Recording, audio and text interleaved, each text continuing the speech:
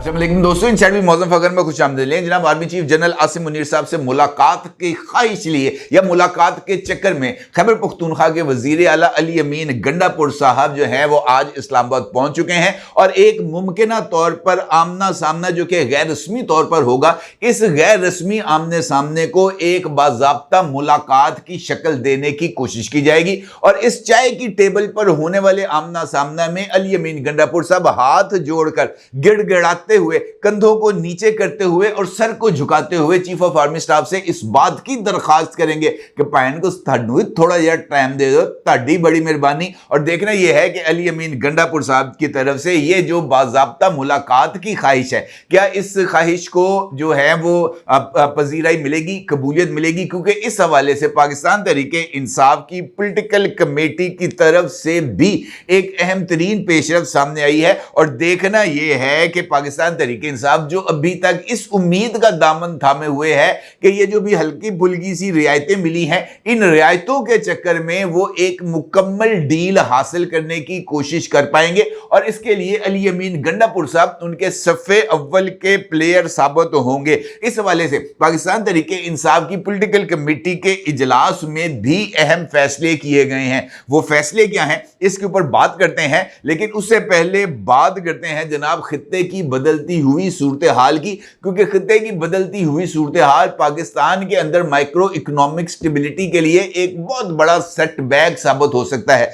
क्योंकि कल रात खित्ते के अंदर एक ऐसी डेवलपमेंट हुई है जिसने पाकिस्तान की सिक्योरिटी इस्टेब्लिशमेंट को और खासतौर पर पाकिस्तान के पॉलिसी साजों को इस नुक्ते पर गौर करने पर मजबूर कर दिया है कि हमारे पास अब इस सूरत हाल में प्लान बी क्या है। और वो मामला है इसराइल की तरफ से ईरान पर फेंके जाने वाले जो रॉकेट्स हैं उसके ऊपर। और इस मामले के अंदर ईरान में पासदाराने इनकलाब के कुछ ऐसे अड्डे थे, उनको निशाना बनाया गया है और ईरान के 3 मुकामात पर हमले किए गए हैं। ना सिर्फ ईरान बल्कि इराक और शाम में भी इसराइल की तरफ से जो है ना वो कुछ बमबारी करने की, कुछ शेलिंग करने की इतलात मौसूल हुई हैं। और इस तरह लगता है जैसे इसराइल ने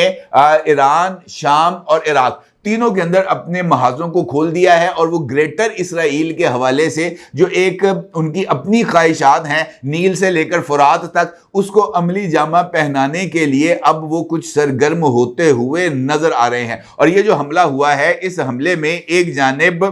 जो है वो मुख्तलिफ ज़मीनी अहदाफ को निशाना बनाया गया है और अमेरिका ने इस बात की तस्दीक की है कि इसराइल ने इस कार्रवाई से पहले अमेरिका को एतमाद में भी लिया था और अमेरिका की तरफ से इसराइल को इस बात से आगाह कर दिया गया था कि ईरान की तेल की तंसीबात और उसके जौहरी जो मराकज़ हैं उसको किसी तरह पर हमले का निशाना नहीं बनाया जाना चाहिए। और इसराइल ने अमेरिका की इस बात को मानने की यकीन दहानी कराई है और इसी वजह से उन मुकामात को अटैक किया गया है जो एक फौजी एक इंस्टॉलेशंस के तौर पर जिनको कंसिडर किया जाता है। दूसरी जानिब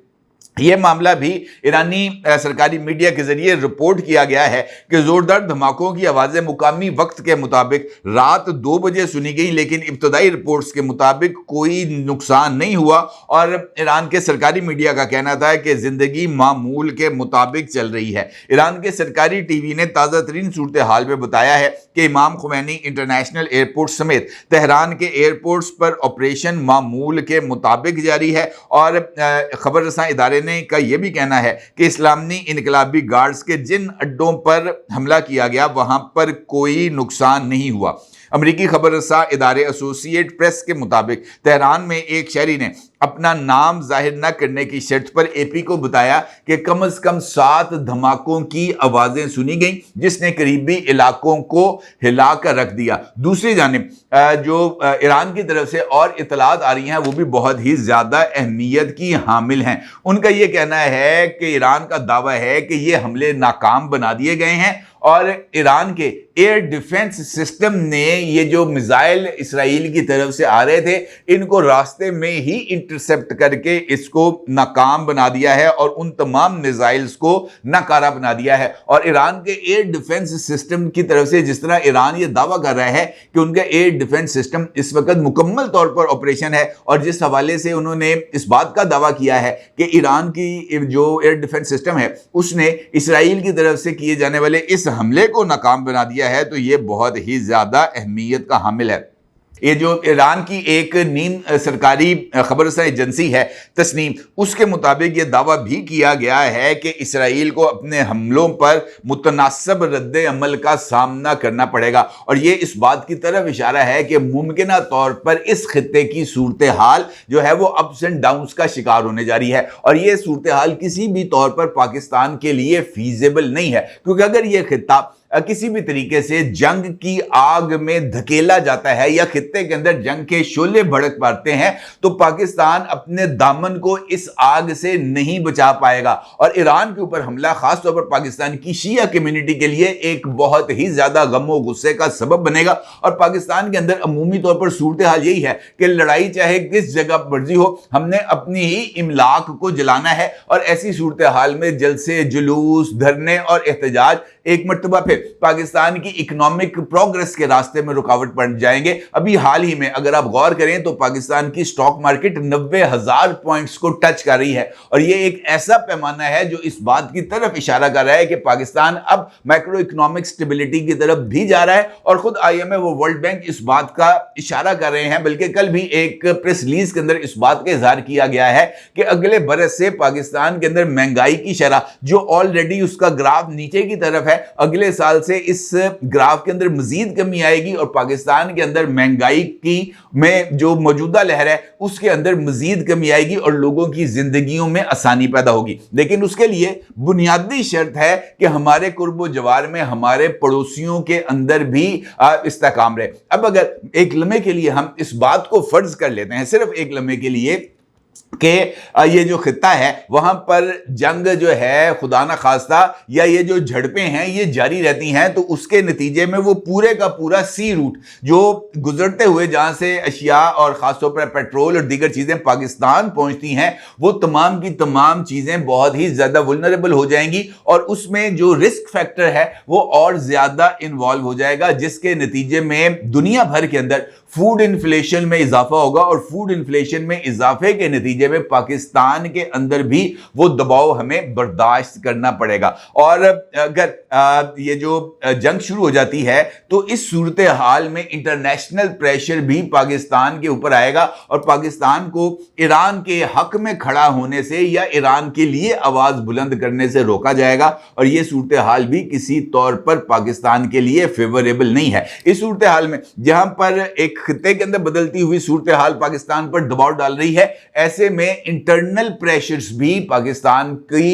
इस इकोनॉमिक स्टेबिलिटी के रास्ते में रुकावट बन सकते हैं। अभी जिस तरीके से हालिया दिनों में हमने देखा कि एक सूबे की तरफ से वफाक पर मुसलसल चढ़ाई की गई, एक जमात की तरफ से पाकिस्तान में मुसलसल पाकिस्तान की मईशत को और पाकिस्तान की रियासत को पंचिंग बैग के तौर पर इस्तेमाल किया गया, ये इस बात की तरफ इशारा था कि पाकिस्तान में इंतशार पसंद कुव्वतें अपना घिनौना खेल खेलने में मसरूफ हैं। अभी रिसेंटली कल शहबाज गिल की तरफ से एक ट्वीट उसके अपने ऑफिशियल ट्विटर अकाउंट से शेयर की गई, जिसमें उन्होंने इस बात का इजहार किया कि नॉर्वे में उनकी किसी एक पार्टी के साथ मुलाकात हुई है। वो पार्टी जो है वो इंसानी हकूक के हवाले से बहुत ज्यादा सरगर्म है और उस जमात के सरबरा जल्द पाकिस्तान का दौरा करेंगे, क्योंकि वो एक इंटरनेशनल जूरिस्ट भी हैं और पाकिस्तान का दौरा करने के बाद वो यहां से अदालती अहकामात पर इमरान खान साहब से मुमकिन तौर पर मुलाकात करेंगे अडयाला जेल में और इमरान खान साहब से वकालतनामा साइन कराएंगे, जिसके जरिए वो इंटरनेशनली जो है वो मुख्तलिफ फोरम्स पर इमरान खान का मुकदमा लड़ेंगे।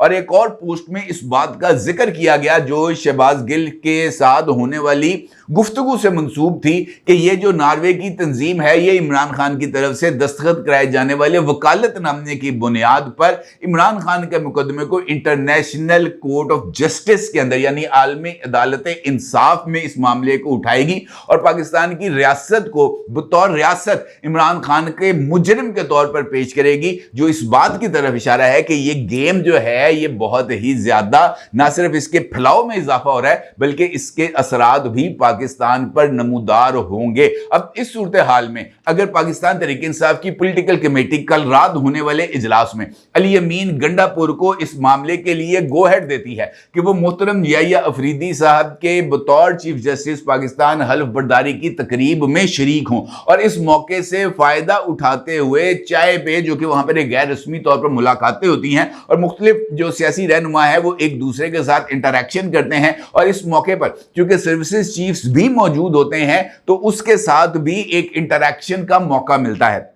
उनको इस बारे में आगाह किया गया है कि आपने इस गैर रस्मी मुलाकात में आर्मी चीफ के साथ जो है वो ना सिर्फ मुलाकात करनी है, इंटरेक्शन करनी है, बल्कि उनके साथ कोशिश करनी है कि उनको इस बात पर जो है वो कायल किया जा सके कि उनको उनका थोड़ा सा टाइम चाहिए ऑफिशियली या अनऑफिशियली, ताकि उनके साथ मुख्तलिफ इशूज के ऊपर बात की जा सके। लेकिन अगर आप एक जानिब कैरेट और आपके दूसरे हाथ में स्टिक होगी तो आप मुझे बताएं कि किस तरीके से ये सब कुछ होगा। एक जानिब पाकिस्तान तहरीक इंसाफ के ओवरसीज विंग्स पाकिस्तान के ऊपर और पाकिस्तान के इंटरनेशनल मुकाम को मुसलसल हमलों का निशाना बना रहे हैं, जहां पे शहबाज गिल पाकिस्तान